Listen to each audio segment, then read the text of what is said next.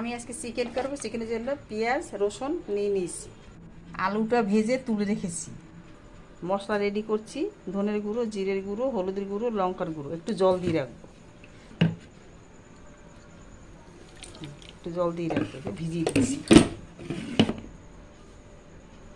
কড়াইতে তেল দিয়ে দিচ্ছি, পেঁয়াজটা দিয়ে দেবো। পেঁয়াজটাকে দিয়ে ভালো করে নাড়াচাড়া করবো, লাল লাল করে ভালো।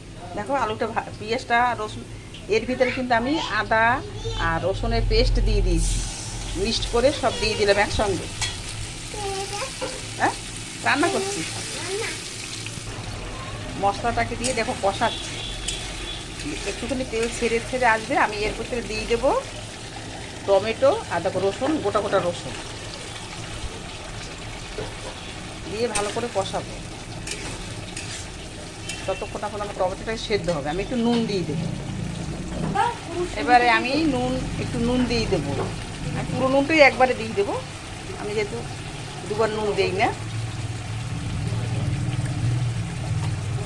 একবারে নুনটা দিয়ে দেবো। পুরো চিকেনের নুনটা একবারে দিয়ে দিই। এই দেখো কত সুন্দর কালার চলে এসছে। আমি রসুনটা প্রায় সেদ্ধ হয়ে গেছে, রসুনগুলো সেদ্ধ হয়ে গেছে। মশলাটা কষাতে কষাতে রসুনগুলো সেদ্ধ হয়ে যাবে। এদিকে আমি চিকেনটাকে ভালো করে ধুয়ে, ফ্রিজে ছিল, আমি গরম জল দিয়ে ধুয়েছি, তার জন্য একটু সাদা সাদা হয়েছে। গরম জল দিয়ে ধোয়াই ভালো, বরফের থেকে বার করার পরে গরম জল দিলে ভালো হয়। আমি গরম জল দিয়ে ধুয়েছি। এই দেখো চিকেনটাকে আমি দিয়ে দিই, চিকেনটাকে দিয়ে ভালো করে কষাবো, সুন্দর করে কষাবো।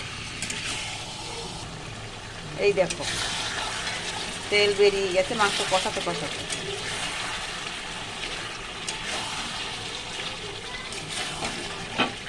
তেল বেরিয়ে গেছে, আমি এবারে আলুটা দিয়ে দেবো।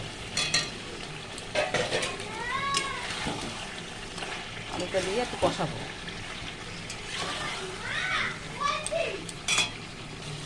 এই দেখো কত সুন্দর তেল ছেড়ে দিয়েছে কষাতে কষাতে। কোথায় এখন এই দেখো এবার মাংসটা আমার কষা হয়ে গেছে। আমি এবারে জল দিয়ে দেবো, করো জলটা দিয়ে দেবো। একটু গরম জল বসিয়েছি, গরম জলটা দেবো, হয়ে গেছে।